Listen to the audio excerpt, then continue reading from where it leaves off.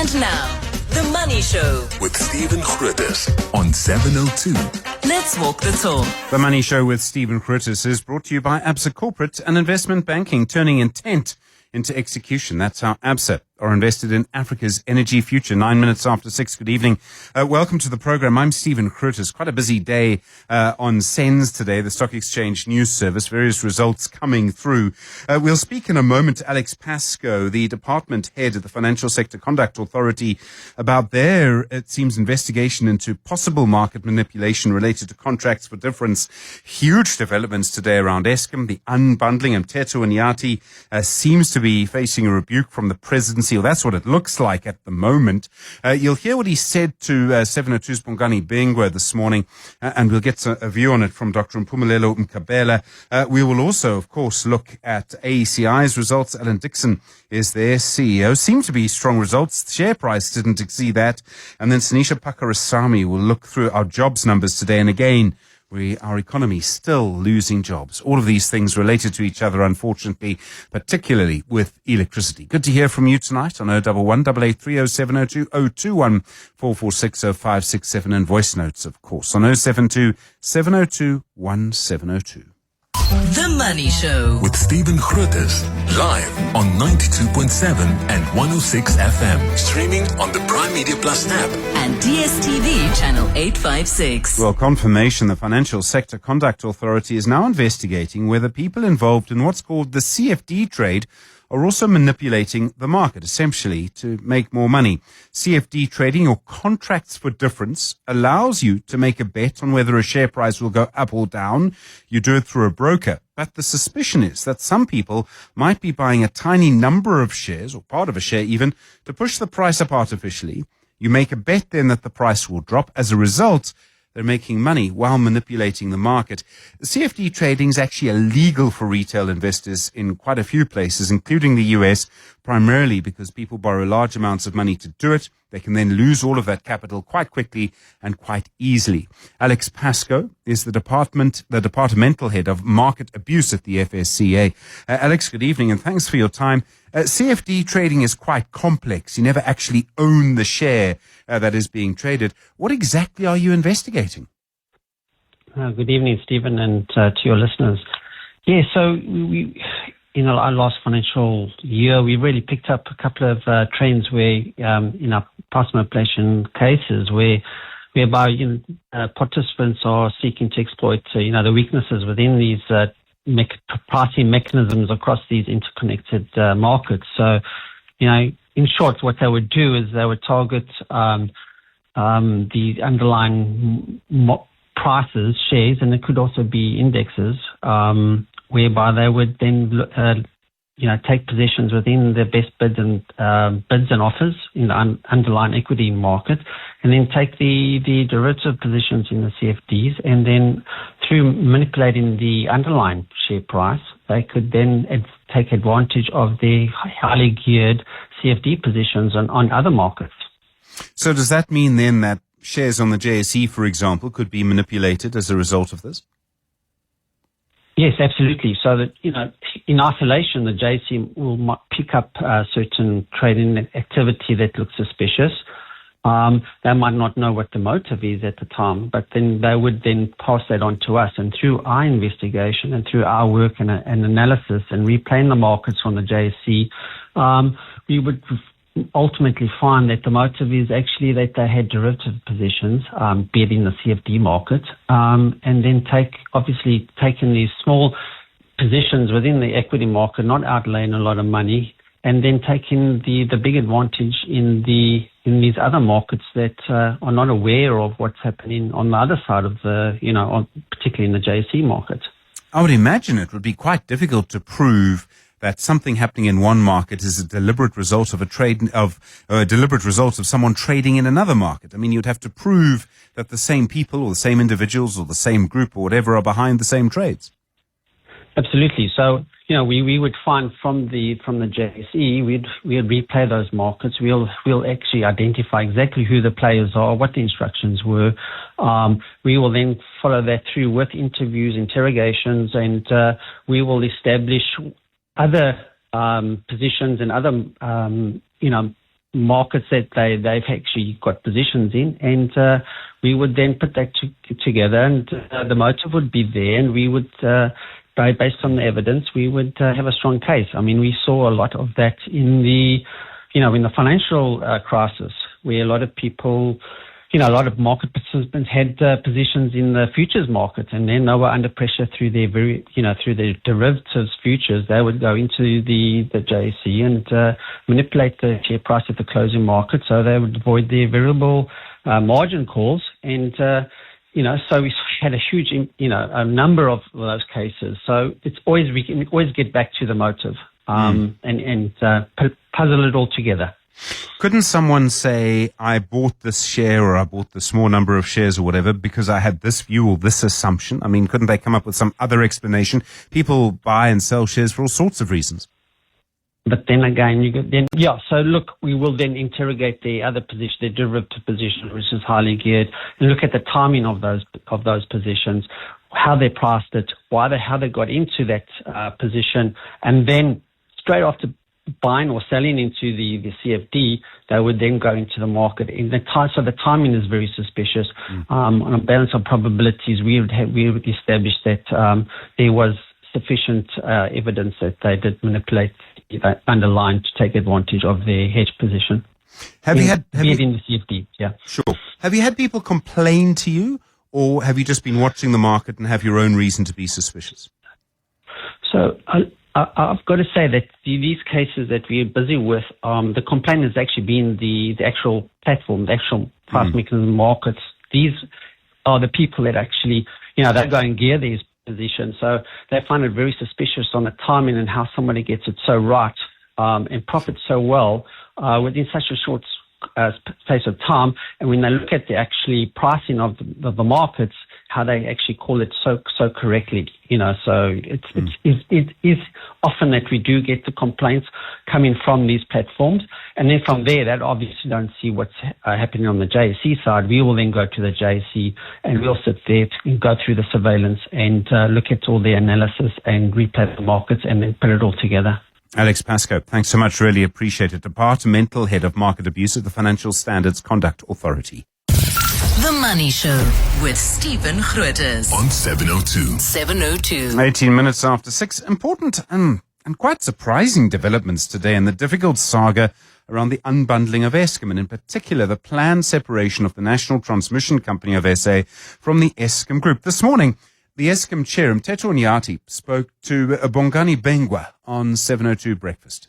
Where we are now, the presidency, the three ministers that are responsible for this, and Eskom, we are all singing from the same hymn book. We all are saying that we would like to have the end state of a TSO that has got assets, but at the same time, we all agree that the issues that has been raised by Eskom related to the finance side of things, they have to be addressed first.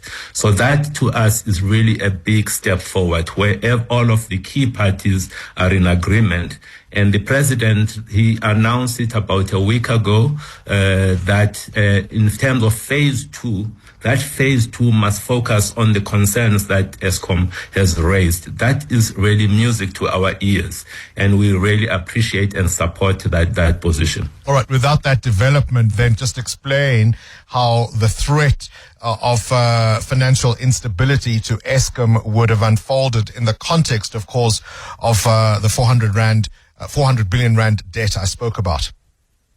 Yeah, if we think about as individuals, if you go and borrow, typically your lenders will be asking for collateral, and that will come in the form of assets.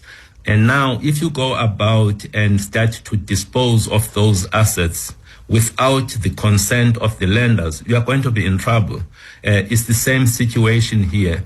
We've got now, that is much less than 400 billion. We've got about 350 billion rand of debt that we have and continues to be coming down. And we're excited about that.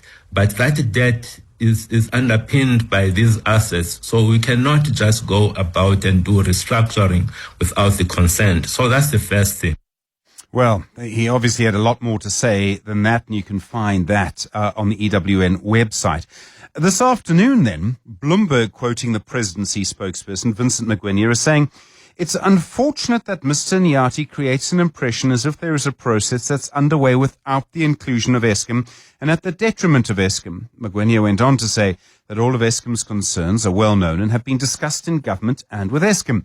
Dr. Mpumelelo Mkhabela is a political analyst, among other things, watching all of this. And Mpumelelo, good evening. So, Mteto Nyati says they're all on the same hymn sheet.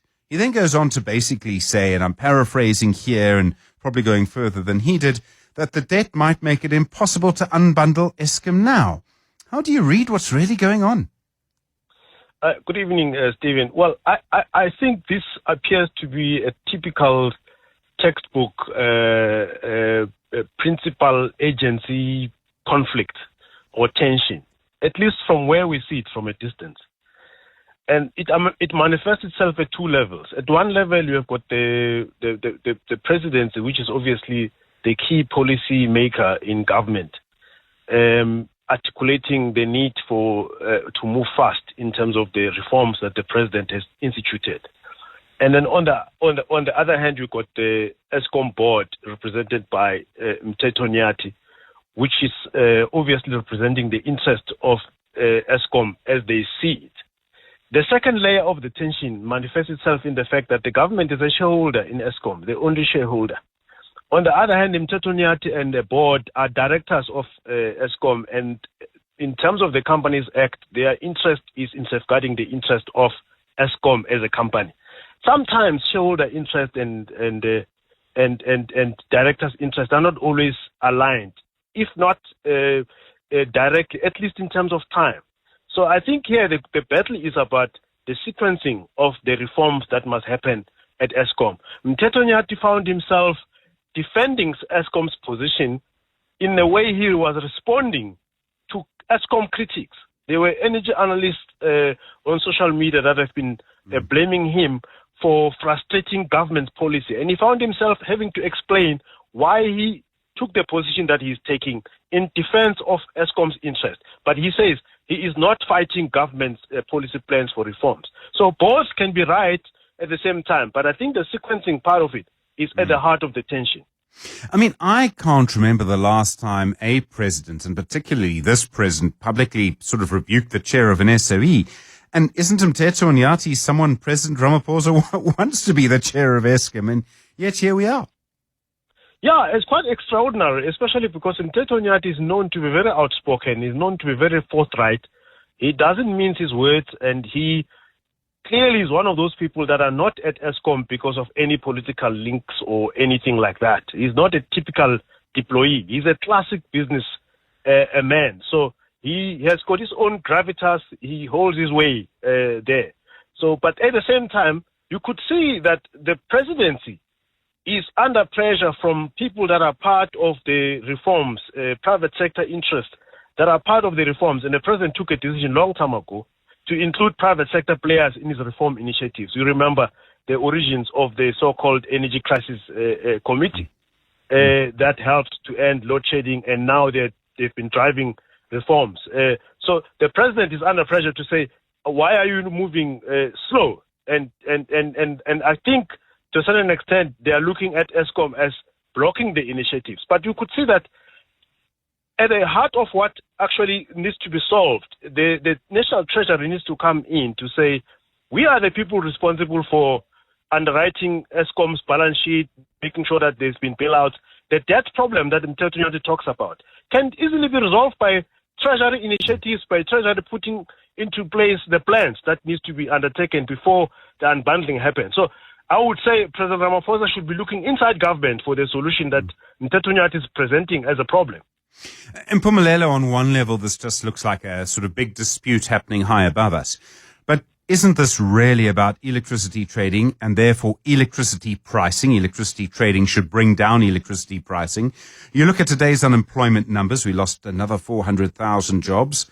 I mean, among all of the other problems businesses face, power prices are too high. Yes, I mean, if you look at the job numbers out, you will see that the biggest chunk of the job losses came from electricity-sensitive sector, which is manufacturing. And manufacturing has been going down in South Africa for years, more than a decade, 2 decades. It's been in decline. And there were numbers that came up recently that also show that South Africa's industrial capacity is been underutilized by almost 40%. And that tells you that we've got factories out there that are not pumping. Either they are on care and maintenance, some of them have been shut down completely, and some of them, capacity has been downgraded, largely because the price of electricity has become incompetitive for a very long time. And it happens at a time when we're facing a flood of import. I mean, 2 sectors are interesting to make to illustrate the point. One is smelting.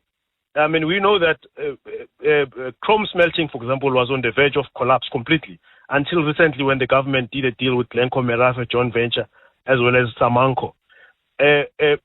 Manganese manufacturing, smelting, is almost dead now because the last plant has been threatening to close because it's not getting the 68-cent kilowatt-hour price preferential that has been given to the other smelter. So the other sector which is interesting in terms of electricity prices is the auto sector. Again, our auto manufacturing has become so uncompetitive that, when you face at the same time the flood of imports from China, we are having problems of staying afloat. So all of those sectors have had problems of serious job shedding in South Africa. Dr. Mpumelelo Mkhabela, really do appreciate the time. Thank you.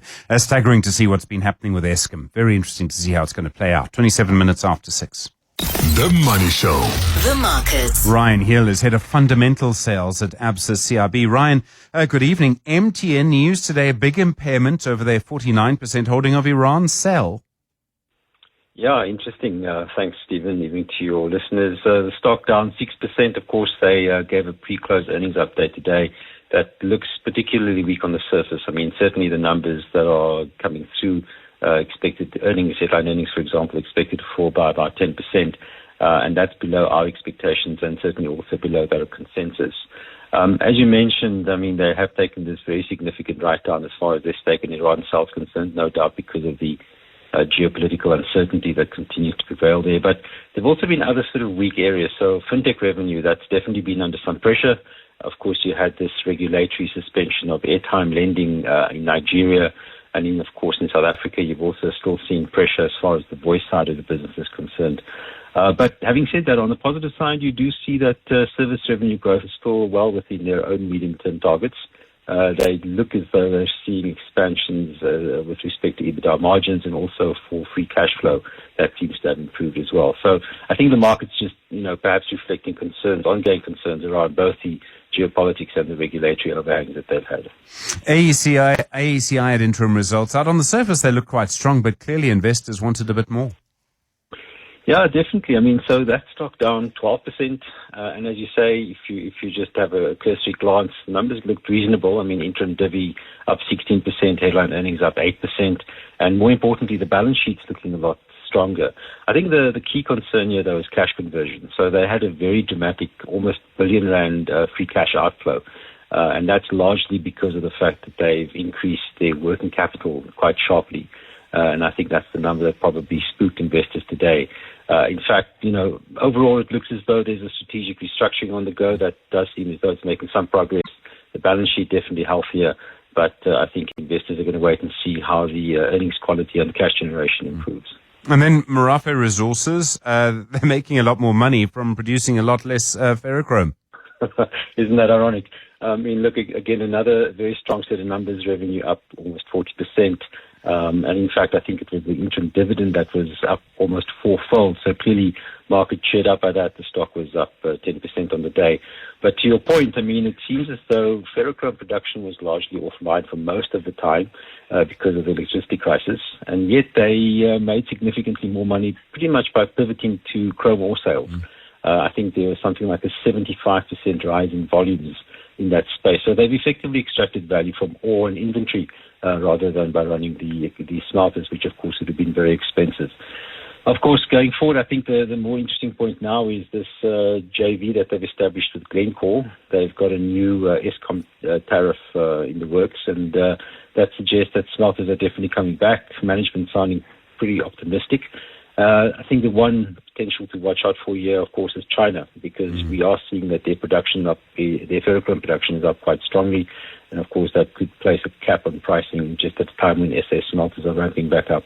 Ryan Hill, thanks so much. Head of Fundamental Sales at ABSA CIB. WhatsApp Stephen On 072 702 1702. Well, interesting to see various reactions, of course, to the conversation around the Eskom unbundling. And the National Union of Mine Workers also saying today that they might go on strike. They'll certainly take some action over the restructuring of Eskom. So I think what you're seeing, just to sort of build on some of what Dr. Mpumelelo Mkhabela said, is a series of entrenched interests, and at the same time, a big push for real reform. The thing is that with real reform, you often do have casualties. So this does need to be managed. I mean, I think we need to be very careful about how all of this is managed. It's a little bit above my pay grade, as I'm sure you're aware. I am still surprised that we're seeing such a big public dispute between the presidency and Mteto Nyati. You wouldn't have thought that it would get to this point. But certainly both sides seem to be absolutely certain that this is their view, and it doesn't seem that either side is going to change. So I'm not really sure how this is going to end. But your thoughts, please, on 072 702 1702. 22 minutes now to 7 the time. The Money Show with Stephen Grootes is brought to you by ABSA Corporate and Investment Banking, turning intent into execution. That's how ABSA are invested in Africa's energy future. 17 minutes to 7. Well, the chemical and mining group AECI reporting its headline earnings per share up 8% in the 6 months to the end of June. Their profit from operations up 20%. That is off lower revenue. Their chemicals segment increased profit from operations by around 22%. Alan Dixon is the AECI group CEO. Alan, good evening and thanks for your time. Your chemicals division bringing in, it seems, a bit more money. Was that about pricing, or were you able to do something else to drive out such a good result? Good evening, Stephen, and thank you for having me on the show this evening. We are pleased with the chemicals performance. It was driven primarily by our industrial chemicals business, which is pleasing, and some of that does relate to pricing and the manner in which we've been able to drive that pricing on, but most of it has actually come from volume. So we've had a very pleasing volume increase in our industrial chemicals side, and that has really underpinned the overall performance of that portion of our business, our chemicals core business. Where did the extra volumes come from? I mean, were people sort of coming to you because they couldn't get it somewhere else, perhaps? That's certainly part of it. The Middle East supply chain and the geopolitical events that have taken place in the Middle East have made importing of alternate products a little bit more challenging. Our chemicals core is largely a South African business, so most of our customers, or most of that volume, has come from our customers within South Africa, but it is amplified by some of the supply challenges that we're seeing on the global environment at the moment. It does go both ways, though, I suppose. I mean, you have to manage supply chain risks. You say you're trying to secure raw materials and get alternative sources. Is that quite expensive? Your competitors are doing the same thing. It certainly is expensive, but we had three key commitments that we made to the market in February when we went out. The first of those was to leverage our strengths, which is our mining and our chemicals business. The second is building business resilience into our businesses, and that's what we're really talking about here. So we've invested into the supply chain. We've been very specific given the increased volatility in the external market, and we've invested into critical raw materials to protect and ensure that we're able to run our factories and thereby ensure that we deliver service to our customer despite a very volatile external environment. But we've been very intentional about the way in which we've managed that over the last 6 months. I mean, you appear to be gearing up to spend still quite a bit more money, quite a bit more investment. Are there bigger changes down the line? No, I think the build-up that we see in the cash flow for this first 6 months really comes around three particular legs. The first of those is the strategic raw materials that we have stockpiled now to protect ourselves for business resilience. The second leg of that is that overall, also because of the same reasons, the cost of raw materials has actually increased. So even though in some of our businesses we have the same inventory days, in absolute rand terms, that is higher, just because of those import costs or the higher raw material costs that we've got. And then the final leg of that investment in terms of cash and inventory in this period is we have a plant health business, which is a seasonal business, and we have invested into stock holding for that prior of the summer planting season. So some of them are seasonal, some are strategic investment, and some are just the nature of the geopolitical environment we're after. So it's not so much an indication of a significant spend going forward. It's really to ensure that we can deliver into the second half. We have secure businesses and we can meet our customer demands, and we hold a suite of strategic stock that we'll be able to deliver into. So we think it's really more about business resilience than other significant changes that it should indicate. Your mining division had a strong period too. Are higher mineral prices sort of rising all boats in that industry?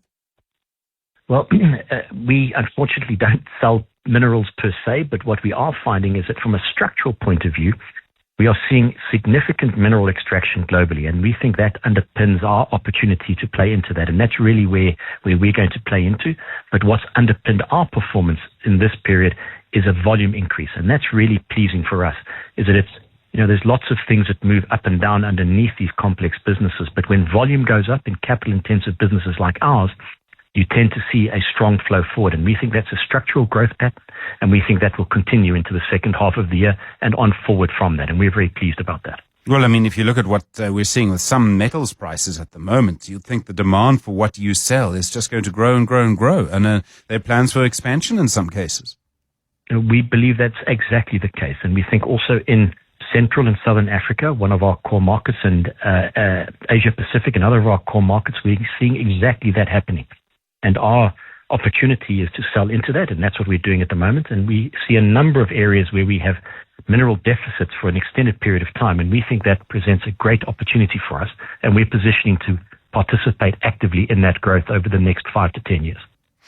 You say that you're involved in a legal dispute about the grounding of a vessel that was chartered by AECI Mining. The vessel was called the Ultra Galaxy, which sounds like a cell phone, but I imagine is a lot bigger than a cell phone. And you said in some of your documents today, the counterparty might even, they say, arrest property, I presume take property owned by AECI Mining as security for the claim. What happened with this vessel? This was a vessel that ran aground, and it's as a result of that, the vessel was ultimately lost. And this is a relatively complex maritime claim. We do not believe there is much merit in the claim, but this will take several years to play out at the moment. So I think what we're doing is highlighting the risk to shareholders, but there's a significant long-term journey before this plays out. And we think we are very well positioned to counter any of the claims that are being made by the counterparty. Which jurisdiction did this happen in? Where did it happen? It's maritime, so I'm not exactly sure of the geographic location, but it falls under maritime law.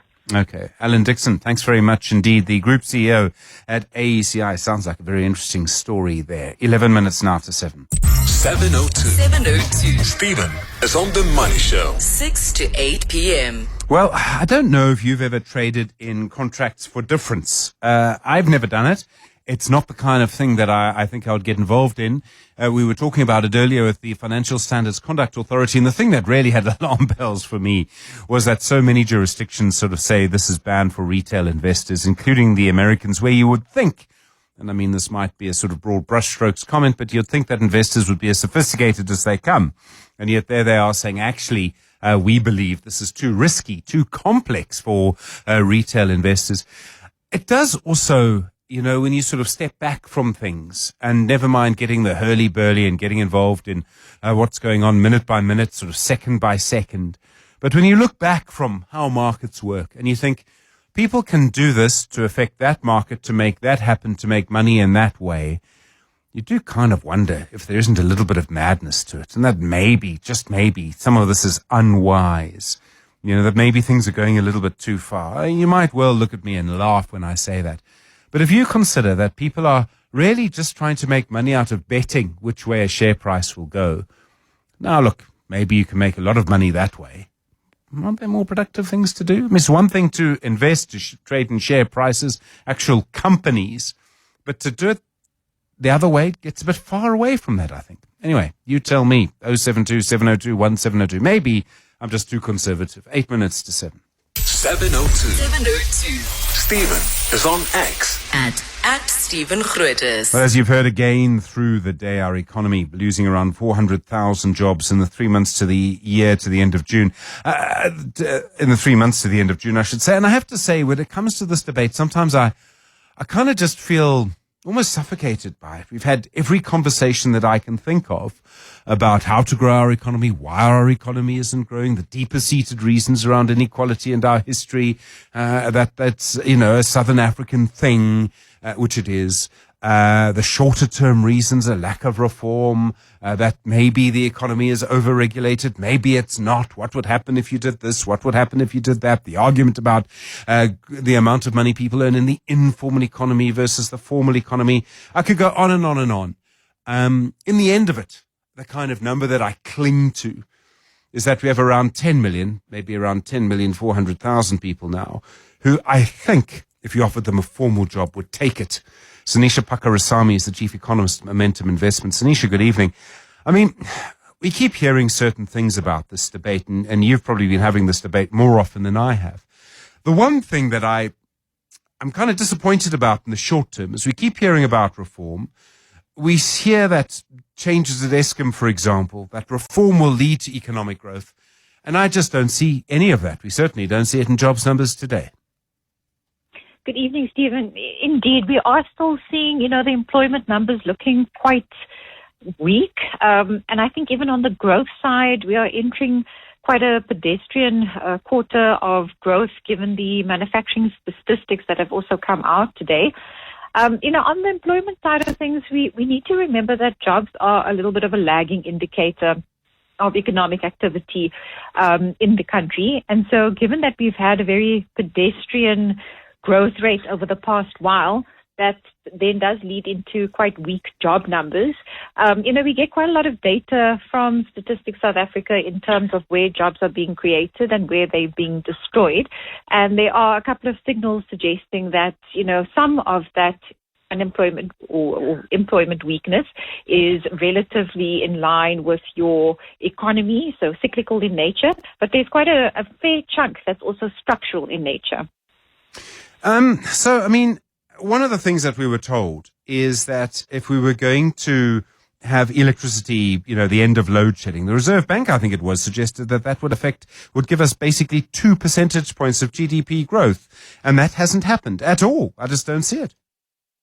I think there's a couple of things we need to see for, manufacturing and employment more broadly to recover on a more sustainable basis. Firstly, I think it's demand. So I think we need to see levels of demand picking up. First of all, domestically in South Africa, but also from the external climate. And if we look at what's happening in the global economy today, we've seen that our external demand is weakened on the back of issues related to the Strait of Hormuz closures and how that has dampened economic activity globally, as well as on the domestic side. So, at the start of the year, we were expecting a healthier consumer, but then, of course, we had inflation picking up, so purchasing power reduced on the back of that. And, of course, we've had interest rate increases that have come through, and so that has been a bigger burden for your debt-laden consumers. The second element is on infrastructure, and so we need to see business confidence picking up in a sustainable and a more meaningful fashion in order for private fixed investment to come on stream in a more meaningful way. The third element is on competitiveness, and I think having the electricity sector coming back in a strong way in terms of less load shedding coming through and reliable electricity has improved competitiveness, but there are still certain segments of the market, such as the logistics sector, pricing components, where South Africa is still largely uncompetitive on that dynamic. And so I think those dynamics need to kick in order for us to see a larger turnaround. The structural reforms are happening, and I don't think we can really expect those to turn the dial overnight. Quite a few of the improvements actually have a more meaningful impact on economic growth rates further down the line. I think we've seen quite a bit on the electricity front, especially with generation. What we still need to see is an improvement on transmission as well as distribution. And then in terms of the logistics space, we've seen quite a big movement in legislation to crowd in the private sector. But what we are waiting for is further investment on that side. And then we're starting to see things on the water side of things, as well as local municipalities. I mean, there's a big dispute over the future of Eskom at the moment, and this is really about independent electricity trading, proper competition, and in the end, lower electricity prices. I presume, yes, the electricity is always on, but the prices are so high, I can't see how people can invest. I think this is exactly what's compounding the issues for the manufacturing sector. So even though the electricity availability is there, the cost of the inputs are still very high. Labor costs are still quite high. We've got the electricity component, which is still quite high. The rates component, water, these inputs are still coming through, quite strongly on a pricing component basis. And I think that they still serve as significant headwinds for the manufacturing sector. And I think we can see that in terms of how the manufacturing sector has actually shrunk over time. And when we look at the contribution of jobs coming through from the manufacturing sector, at the start of around 2008, the manufacturing sector contributed about 15% of jobs in South Africa. And if you look at the latest statistics that came out, manufacturing only contributed 9%. So we are seeing a bit of a reorganization of the sectoral contributions, both from a gross domestic product basis, but then, of course, there's a follow-on from the jobs perspective as well. Is there much of a seasonal aspect to this? I mean, is winter very different from summer when it comes to these numbers? We tend to see more jobs being created, temporary jobs often over the summer period, the holiday period, the sort of holiday tourism, clothing, retail, kind of party holiday. So then how much do we read into losing jobs in this quarter? I think there is some seasonal element that comes through, especially for your community and social services and the trade sector dynamic. But there are some seasonal adjustments that are made in the data as well. And of course, we've got the year-on-year comparative, which will then look at the same period. And so there is, weakness still coming through on a year-on-year comparative in some of these figures, suggesting that, the weakness is inherent despite the seasonality that you could find in certain of these sectors. Thank you very much indeed. Sanisha Pakarasamy is the Chief Economist of Momentum Investments. Really appreciate that. And as I say, there's so much in our debates around unemployment and around our economy. What I'm still missing, I suppose, is the comprehensive package that would sort it all out. And that is because there isn't one. That's surely got to be the answer. We've got to sort of think again in so many ways around this. You're with The Money Show at 7 o'clock. And now, The Money Show with Stephen Grootes on 702. Let's walk the talk. The Money Show with Stephen Grootes is brought to you by Absa Corporate and Investment Banking, turning intent into execution. That's how Absa are invested in Africa's energy future. Plenty to come in the next little while. We will speak to Refuwa Mochwari, talking about whether or not the green economy, so renewable power, will actually generate more jobs and sort of carry on from the conversation we're having about jobs now, and just talk about that. I've seen lots of different numbers that go in different directions. In the US, people who really support the green economy, they say that it creates more jobs, sustainable jobs, than the fossil fuel industry. People in the fossil fuel industry say that's not true, etc., etc., etc. So we'll get to the heart of that.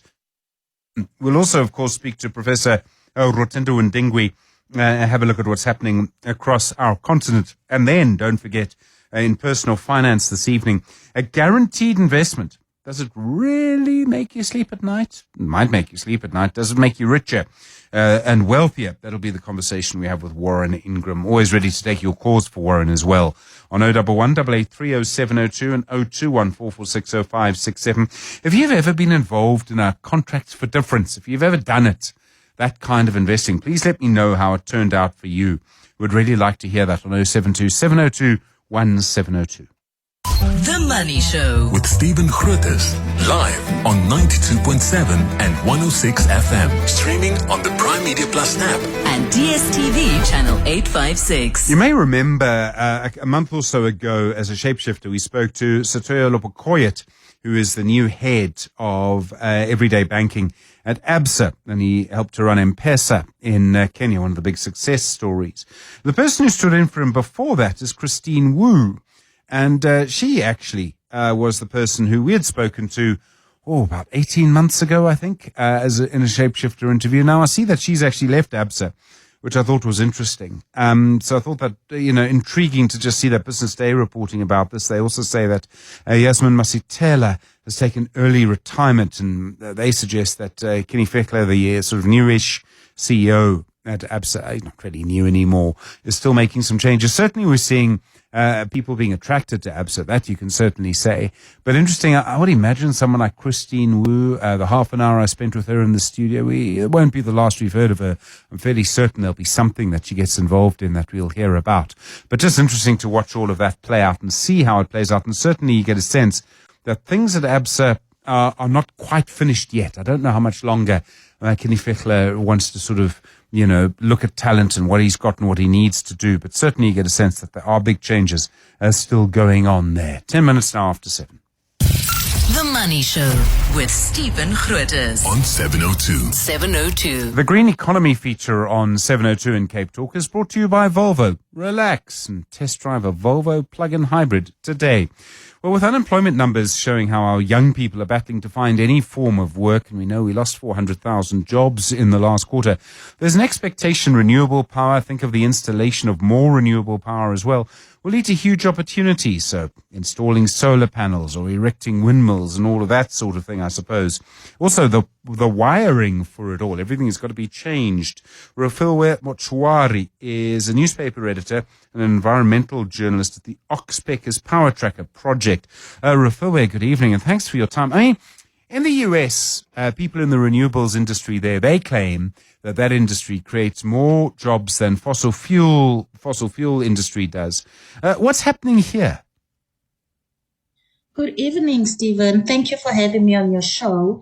Unfortunately, the green energy is definitely not what we are expecting in South Africa, because what I'll tell you is I was inspired by an investigation that I once did in 2024 about a gas project in the Free State worth billions, and it only created 74 permanent jobs after construction. Before construction, there were 2,800 temporary jobs. So this really shows that there is far fewer workers remain employed once the project starts. So it is not what we hear, what government tells us, that they are going to create 1.3 million jobs by 2030, or which is expected to rise to 4.3 million by 2050. So that is not the reality, unfortunately, in South Africa at the moment. I mean, lots of different things happen. So could we at some point have quite a big industry for maintenance? So I completely agree. I mean, if you're in a coal mine, if you're running a coal-powered fire station, you need more and more coal every day to keep it running, and you need a miner to do that, and off you go from there. And the coal needs to be transported. With solar power, it doesn't work like that. What you do need, though, possibly, is quite a lot of maintenance in some ways. If you've got a big installation, you'll need someone to keep the solar panels clean. There'll be a lot of cabling. Does any of that lead to anything longer term in terms of employment? No.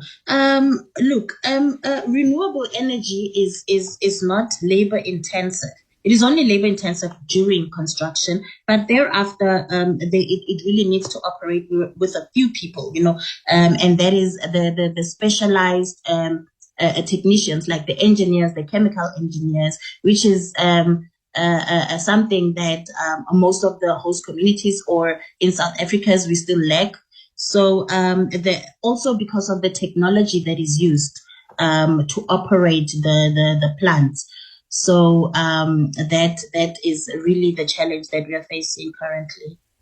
The only other thing I can think of that might sort of help here is that people who go on to one job in terms of helping to install renewable power and doing that, they might work on that project for 6 months, but it's their first job in many cases. It can lead to other jobs. They'll learn all sorts of things on the job and create networks. And there will be some advantage to their lives. Yes, absolutely. It will be, but they're not sustainable. What I'm trying to say with the sector in South Africa is that it is, the reality is that it does not create jobs, enough jobs, enough sustainable jobs, as opposed to the coal, the fossil fuels. So it definitely is not what we are expecting. And I feel like policymakers should focus on, skills training, and maybe support small businesses in host communities for these for people to get the jobs that they need in the sector. Is any of this an argument against not moving towards renewable power? I mean, I can imagine the argument, and it's been highly contested here and in other places, that, jobs are a big factor for us, a bigger factor for us than perhaps in other places. But if you think of what coal-fired power stations are doing to the planet, look at the impact of that, look at the heat waves in Europe, etc., look at the flooding we've seen in KZN over the last few years. I mean, I can't imagine anyone really saying, actually, we must stay with fossil fuels because they create more jobs. I mean, the world doesn't move like that. And economics wins, and renewable power over time, especially when battery storage gets going, is so obviously going to be cheaper.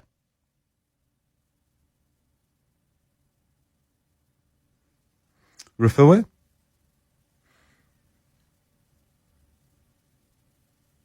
All right, we seem to have lost Refuwe Mochwadi there somewhere in the system. Not entirely sure how or why that has happened. I was hoping that we would be able to continue with that conversation, because there is quite a lot to say in this space, as you know, all sorts of things, in fact, to say about renewable power. But just to reiterate my point, it seems to me unarguable that this is the way that we're going to go. And once people get solar power, they're never going to go back, once they've got it working and all the rest. I mean, does anyone say, oh no, I wish I'd never done it? I've never come across that conversation, never seen it. So I think that is going to go there. Refuwe, I think you're back now. The question I was putting to you is, I can't imagine anyone really say we need to keep fossil fuels because they create more jobs. In the end, renewable power is better for all of us and cheaper, and that's what's going to happen. Absolutely, and it's healthier too, because the fossil fuels, you see how communities in coal mining areas, workers get ill, communities are affected, they affect the crops, so definitely we do have to go towards that direction. It is just unfortunate that too many people are going to lose their jobs, and they will probably not be able to take care of their medical bills. Should we continue with the direction of, or should maybe government not really focus on ensuring that the jobs as promised are created. Refuwe, thanks so much. Refuwe Mochwadi is a newspaper editor and environmental journalist at the Oxpeckers Power Tracker Project. Now, I can see arguments going in lots of directions. You could say, well, more green power leads to more reliable, cheaper power, which helps the economy, etc. It can go in lots of different directions. Relax. You're okay. The new range of Volvo plug-in hybrids gives you more than 80 kilometers of pure electric driving and a combined range of over 800 kilometers. Plus, every time you brake, the regenerative braking system helps recharge the battery, making it unlikely you'll ever be far from enough power to get where you're going. And if you do need to top up, you're never far from a petrol station or a charging point. For added peace of mind, every Volvo plug-in hybrid comes with an 8-year battery warranty. So put your range anxiety to rest and test drive a Volvo plug-in hybrid today. The Money Show, Africa Business Focus. Professor Rotendo Ndingwe is the founding director at Tribe Africa Advisory and author of Rumble in the Jungle Reloaded. How's it, Rotendo? Stable coins, which is basically where you have a sort of cryptocurrency that's linked to the value of a currency, think the dollar or the rand or something. One of the big infrastructure providers founded in Africa is making some big investments. Some big investments indeed, and a good evening to you, Stephen, and to your listeners. The company in question, Stephen, is Yellow Card. They invested some time ago with regards to the stable coins and the infrastructure around it. They've won another round of investment up to $40 million, which has come to a total of 140, Stephen. And the key partners that have invested in line with this is Stanchart SC and Sony Sony lifts. So a combination of investors have seen the potential of this company. This investment, Stephen, sorry, I drank too much coffee before our call. This investment, Stephen, has seen Yellow Cloud in terms of extend its growth, not only from Africa, but Stephen, into Latin America and Asia Pacific. Obviously, the account allows business to transact in US dollars and also allows them to hold and swap stable coins. In total, Stephen, they're operating over 50 countries. Other key partners are Visa, Western Union. So another great story from Africa, Stephen, of a company that started off in Africa that's going international. Yellow Card has facilitated to date, Stephen, $10 billion in transaction and is registered in 22 jurisdictions including North America and the EU. So all in all, Stephen, it's a great story and just looks at how digital technology and obviously transacting across jurisdictions is becoming more important in this day and age. Looking at countries in Africa that attracted foreign investment, I mean, what are we seeing in terms of what changes and how much money is beginning to come into the continent? And there is a little bit of you call it a stampede, a rush for some of our minerals, for some of what we have. Yeah, so the FDI investment on the continent, Stephen, has decreased actually year on year from 2024 to 2025 from $94 billion to $70 billion. But still, the countries that are attracting the greatest investment is mainly around infrastructure, natural resources, oil and gas, and the raw materials. And obviously, this is one of the things African countries are trying to migrate from in terms of industrialization. Leading the biggest incentive for attraction for investment from an FDI perspective, Stephen, is Egypt, which attracted about $15 billion, primarily around construction and real estate. The other top four in the top five are Guinea, Mozambique, Nigeria, and Ethiopia, in more or less the same areas. And the bottom five is Uganda, Morocco, Kenya, Cote d'Ivoire, and Ghana. But again, the main source of attraction, which is something that FCFTA is trying to resolve through industrialization, is the export and the focus in terms of industrialization around oil, gas, and the normal stories. And so obviously it's good that FDI is coming to the continent. It's gone down a bit, mainly because obviously of the geopolitical economic wars, but ultimately Egypt leads the pack at this point in time in terms of attracting investment. The Emerging Africa and Asia Infrastructure Fund, they've been looking at digital infrastructure across our continent. It's a long word, Stephen. Yeah, the abbreviation is AAAIF, and they've partnered up with a number of key players, Cassava being one of them. At this point in time, Stephen, they've invested about $82 million with regards to a fiber network across 25 countries. One of the biggest recipients of this investment, Stephen, which is interesting to find out, and the PIDG, which is a EU fund, is also involved within about 1.6 billion loan facility. One of the key areas of recipients of this infrastructure development, Stephen, is actually the DRC, where they're investing, believe it or not, in 728 new towers, giving a total of 1,800 towers in total that have been invested in the infrastructure space, obviously aligned to telecom. But obviously with the DRC, Stephen, this is on the backbone in terms of the resource mining and the infrastructure development around that. 70% of these towers are in rural areas. So obviously that's great, and obviously they've navigated the civil unrest that is there. The other player that has also made a partnership with this fund, Stephen, is Liquid Telecom, which is under Cassava, and they've invested in 110,000 kilometers of fiber network. So a lot of digital investment, again, happening on the African continent in some of the areas that are high risk, but it looks like the investors are seeing the return on investment, Stephen. And then a massive new cashew plant in Nigeria, and they're trying to move away from just exporting raw commodities. Going up the value chain, Stephen, and the company in itself, the name is called Cardinal Torch. It's owned by one of the big investors in Nigeria, and they're investing about $4.5 million, and they're targeting to produce 10,000 tons per day in 2027 of cashew nuts.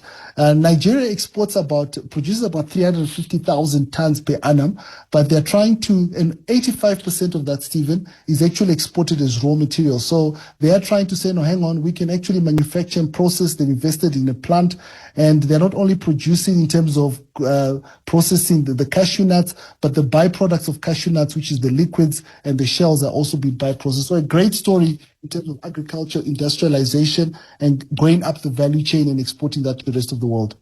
And then, interesting about visas, we keep talking about migration, but East Africa and how their relaxed travel rules have made a big difference for the arts.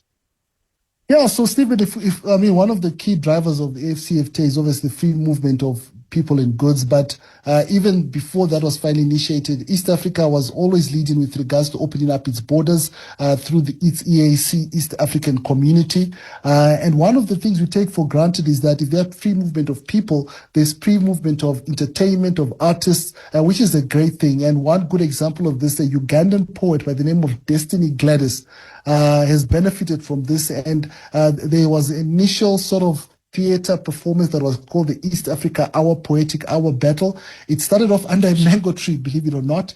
It's now grown to Kenya, Uganda, Tanzania, South Sudan, and DRC. And this free movement of people is actually seen the free movement of art and entertainment, which contributes to business, which contributes to that ecosystem of entertainment in Africa, which is a huge potential of growth. So again, it just shows you once policies are in place, they do make an impact across different sectors in a positive way. Rotendo, thanks so much. Really appreciate it. Professor Rotendo Ndingwi is the founding director at Tribe Africa Advisory and author of the book Rumble in the Jungle Reloaded. The Money Show. Personal Finance with Warren Ingram.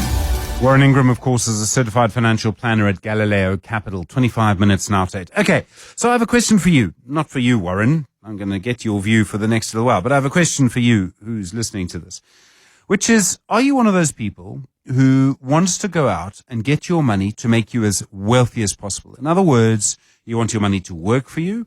You're willing to risk it a little bit, not all of it, but a little bit. And you want it to actually do things and become more productive. Or are you one of those people who actually just need to be able to sleep at night? To be able to sleep at night, I need to know that it's safe, that nothing can happen to it, that it's not going to be invested with Steinhoff or something like that. And therefore, it's not going to work that much. It'll kind of just keep you where you are. Where do you sit on that spectrum? I mean, most of us are somewhere on the spectrum. And I have a sub-question for you, and I'd really like to hear your view on this. Are you different on that spectrum in terms of risk from where you were 20 years ago?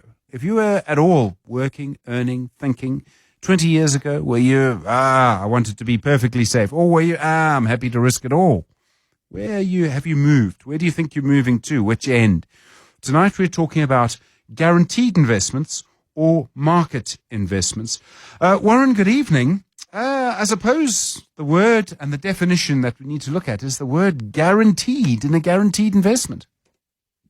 Yeah, it sounds like such an obvious thing to explain, but actually a lot of people get confused by this because when we talk about a guaranteed investment, it's usually going to be one of two things. It's either going to be the income or the interest that you generate from the investment, or the capital that you've put into the investment. So one of those two things will be guaranteed. So let's just say we can use the government, the RSA retail savings bonds as an example. What they do is they say to you, give us your money for 2 years and we're going to pay you, just as an example, 7% interest a year. And at the end of the 2 years, you're going to get your capital back and you're going to have earned 7% interest a year. So the guarantee there is government saying to you, we're going to give you this interest and it's going to be paid to you, and you don't have to worry about anything else. You don't have to worry about stock markets, bond markets, property markets, or the weather. None of that matters to you. You just know your money's coming back. So that would be the one option, or the other option is that you put the money into something where you hope to get a return, and if things go well, maybe you get more than your capital back. But if things go terribly, what happens is the guarantee says we'll give you, if you put in $500,000 and we all thought the world was going to do incredibly well and it didn't go well, then you're going to get back your $500,000. So no return is guaranteed, no interest is guaranteed, but your capital is guaranteed. So that's the meaning of guarantee when we talk about these things. So usually one or the other, Stephen. Okay, so what would be a guaranteed investment? I mean, just sticking it in the bank is a guaranteed investment. Yeah, so the bank will.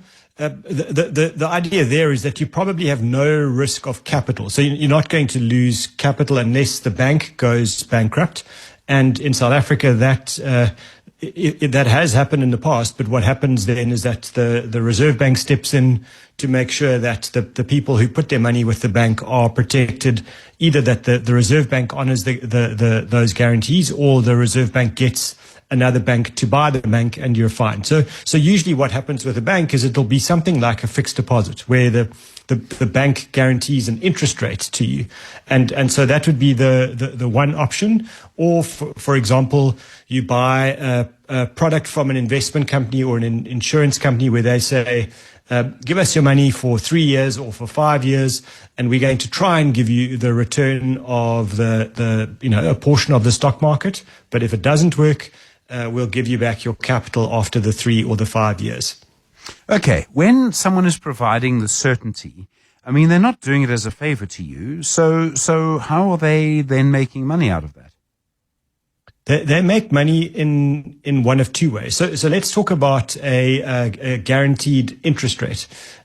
So if you invest in the bank of Warren Ingram, I take your money and I say to you, Stephen, okay, I'm going to give you 5% a year interest guaranteed. You don't have to worry. For the next 5 years, you're going to get 5% a year. I take that money and I go and I lend it to someone else. And I charge them 11% because they want to buy a car.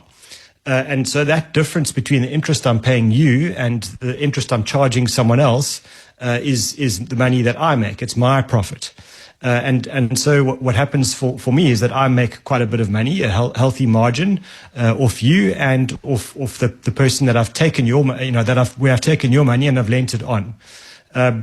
And the thing there is that often that interest rate that you're earning is quite a lot lower than you could do elsewhere. So that's the one option. The market, the kind of capital guarantee option where we say, okay, let's invest in the ABC capital guaranteed investment, and we're going to link it to the performance of the NASDAQ index in America. So that sounds amazing because everyone's been talking about tech all the time for the last 2 years, and it's all we ever hear about. But now someone's offering me a capital guarantee for investing this money. So it sounds amazing, but the catch is I'm going to say to you, well, if your investment does more than 10% a year, whatever growth you get above 10%, that's mine. So if the investment actually grows at 30% a year, you're going to get 10 and I'm going to get 20 on your money. Oh, and by the way, if the whole thing halves, for example, then this whole guarantee is null and void. And sorry about that. Then you're going to get back whatever capital there is. So you might actually not have a real guarantee at all. You might have a guarantee for certain circumstances, but when the world really falls apart, then all of a sudden the T's and C's kick in and you actually end up losing a fair amount. So you're kind of not too good to be true. This is not a scam, but the thing where you think, well, I'm going to get the return of the tech index and everything's going to be fine if it doesn't go well. Unfortunately, if it goes horribly, you might actually end up in kind of a pickle. Okay, so you're getting peace of mind, but there is a cost to it. Horrible cost, because on the one side you're sacrificing either a lot of growth or you're locking in an interest rate. And the thing about the interest rate is you're locking in certainty. So you're saying, okay, I'm going to get 7% a year. That's fantastic. I don't have to lose any sleep anymore. My investment will only ever give me 7%. It's a nice interest rate. The thing you forget then is that there is this thing called inflation. So the cost of living is going to go against you. And our friends at SARS also want a portion of the interest that you're going to earn because we pay tax on interest. And so that certainty comes at probably a below inflation return after costs, after taxes. And so now, you take inflation into account and you might well be going backwards, even though you never saw a cent of loss in any one day on your investment. So I feel, actually these things are really expensive. And if we talk about a stock market related guarantee, most of those stock market related guarantees are for terms of 3 to 5 years. Now, the reality is, There are very few times in history where if you put your money into the stock market and you leave it there for 5 years, there are very, very few times where you don't get back at least your original capital. There have been instances, there are a few, not many, but in most instances, leaving it there for 5 years and almost certainly leaving it there for 10 years would mean that you're going to get back your capital and some growth. And you're not sacrificing any of the upside. You're not sacrificing any of the dividends that you earn. All you need to do is just let it do its job. So the certainty for me comes at a tremendous cost. Okay. Then a market-linked investment, which, we sort of talk about quite often, I suppose, is you put your money into things on the market. Yeah, and there are a couple of these options. So for example, I want to jump to retirement because that's one where it appeals, certainty can appeal to a lot of people. So you would say, well, I'm going to buy certainty in my retirement funds. Now, the alternative to that is you buy a living annuity, which, you can decide that actually I'm going to take a portion of my money and it's going to be in a money market account, a portion is going to be in the bond market, and the balance is going to be in the stock market. And I'm going to do that in local and global investments. And then your living annuity growth is going to be whatever all of those markets are doing at the time. So there's no promise on a growth rate. There's no promise on a capital guarantee. What you are getting is whatever the markets have given you. Alternatively, you could just do a normal investment where you buy something that's a unit trust or an exchange traded fund or shares or government bonds or properties, anything. What you own then is the investment itself and the performance that gives you, or potentially the losses when those come. So the idea of a market-linked investment is when the going is good, life is great and you feel like the top of the world. But in a bad year, when the markets fall, suddenly you don't feel so clever and it becomes a little bit more scary because there are no promises, there is no certainty. And you could be looking at your statements and they're underwater, for a period of 1, 2, or even 3 years. And that happens quite regularly. So for a lot of people, that becomes kind of worrying and a little bit sickening, actually. I can imagine. But in the end, over 10 and 20-year periods, that really is the way to go. And historically, it seems almost you can't really get away from that. That's almost a certain historical fact. Yeah. Our problem here is that a lot of people psychologically are almost addicted to certainty. We wake up in the morning and the first thing we do is we check our weather app on our phone, even though rationally we know it's probably a 50-50 chance that the app's going to be right. Or we listen to forecasts from, clever economists who tell us what the rand's going to do in 12 months' time, even though history tells us that they can't get the direction right. More than half the economists will be wrong about where the rand's going to be in 12 months from now. And, we can go through forecasts of interest rates. The last time the Reserve Bank met, everyone thought that interest rates would go up, and they didn't. So we value all these forecasts because we want certainty, but the problem is there is no certainty, and very often the unexpected happens quite a bit. And that uncertainty and the instability that comes from investing and global geopolitics and all the things that impact the prices of your investments, that uncertainty is the very thing that gives you the chance of generating good capital growth over long periods of time. But we're not wired for that. We don't like that as human beings. We want to know that the sun will rise tomorrow and our investments will go up. And so that finding a way to deal with the uncertainty, people look at a guarantee as maybe the thing that will save them from everything. Okay, so a guarantee, there's a real cost to it. Are you able to work out what that cost is? Yeah, let's look at something where you lock in a rate of 7% a year, and that sounds like a pretty decent rate if they're talking about, maybe inflation will only be 3 or 3.5% a year, and someone says to you, well, I'll give you double that, and we'll put it in a 5-year fixed deposit. How does that sound? And you say, well, okay, let me take 500,000 rand, and I'm going to put that in the 7% a year fixed deposit.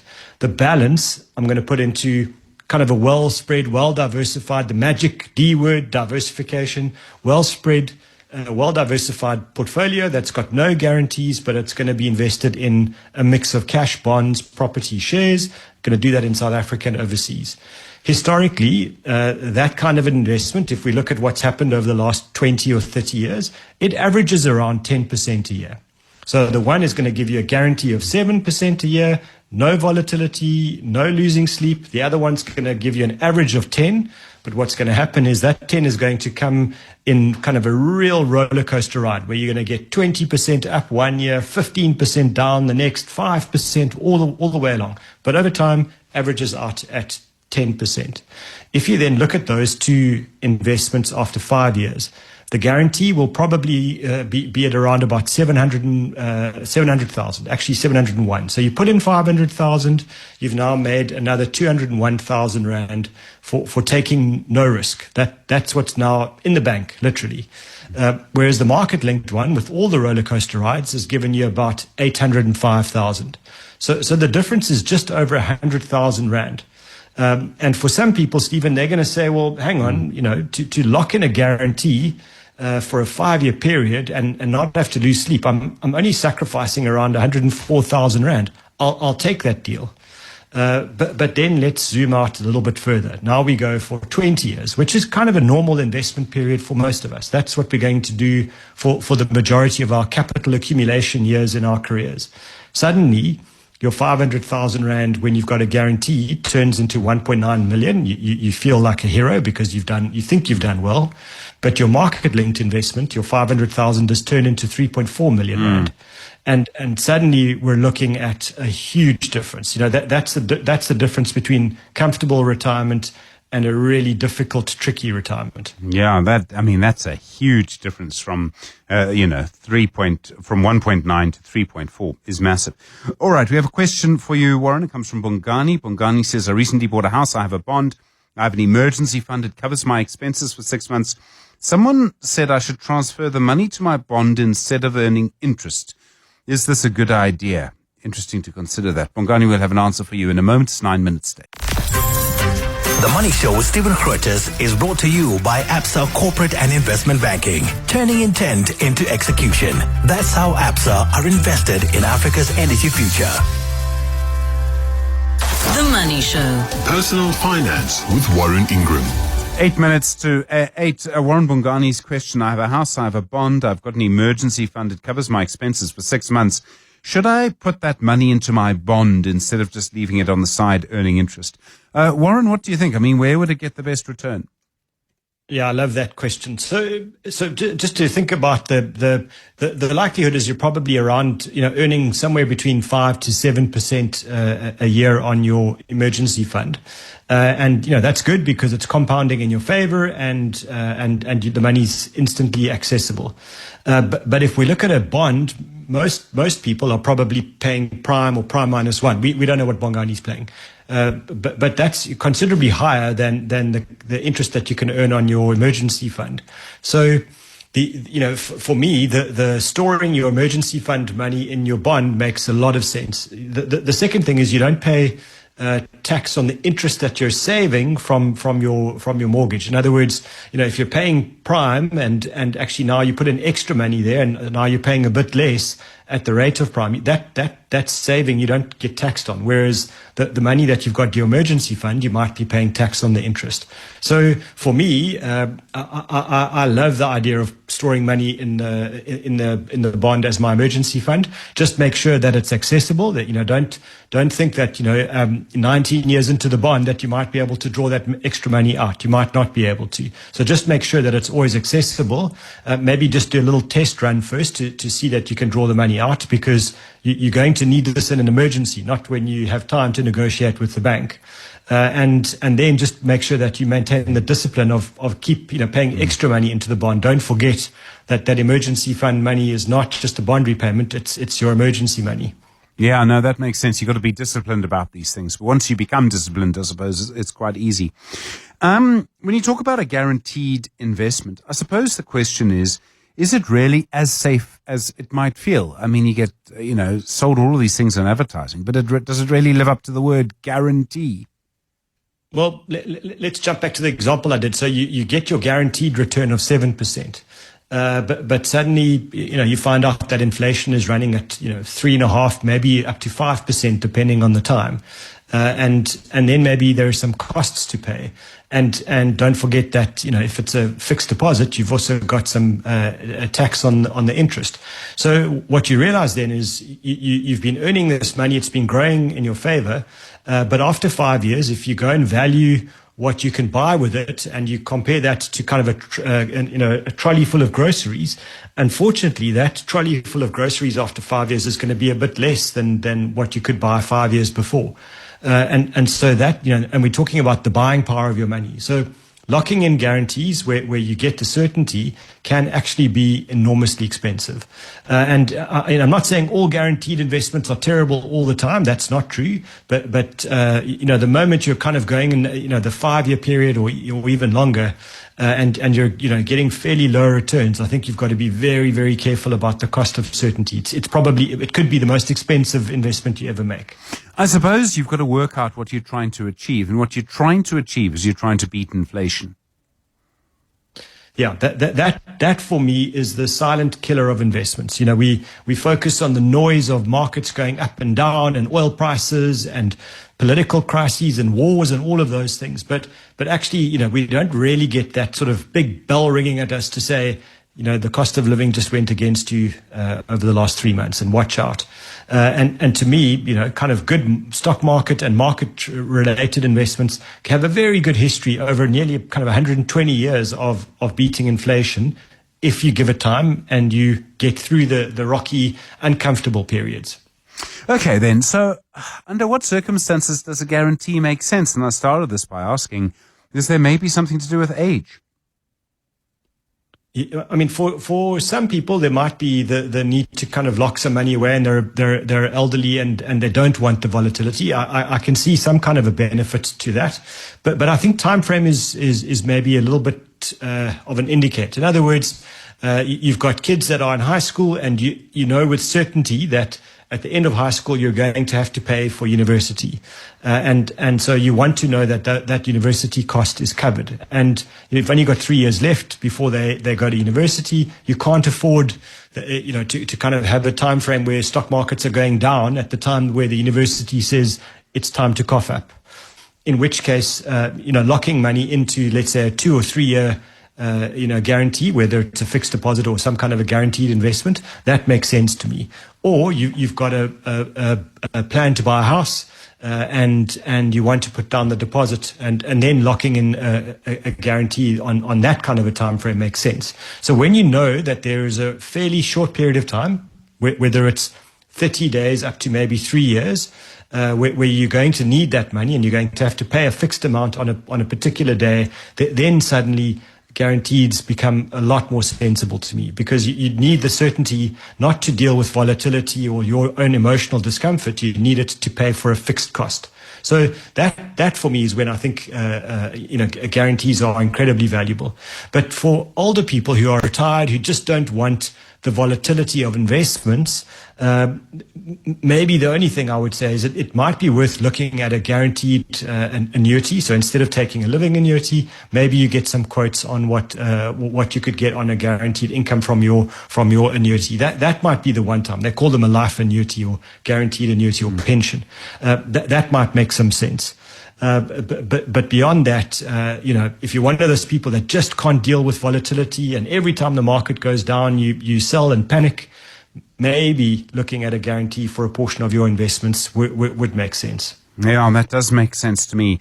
Warren, thank you. I really do appreciate it. I found that really, really interesting. Someone in your life probably might be thinking of a decision like this. You might well want to send them to the podcast here. Warren Ingram, thank you.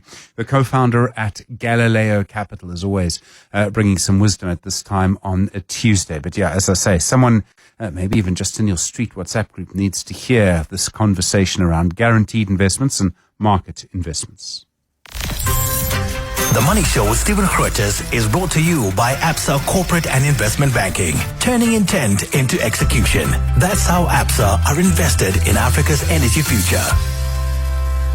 Well, despite rumblings from Pakistan saying that a deal is close between the US and Iran, and Trump's latest rhetoric, all of that pushing markets down. Part of it is around tech shares. The Dow Jones is down 0.17. The Nasdaq is down 0.55. The S&P 500 is down 0.25%. We're back tomorrow. Good evening. It's 8 o'clock.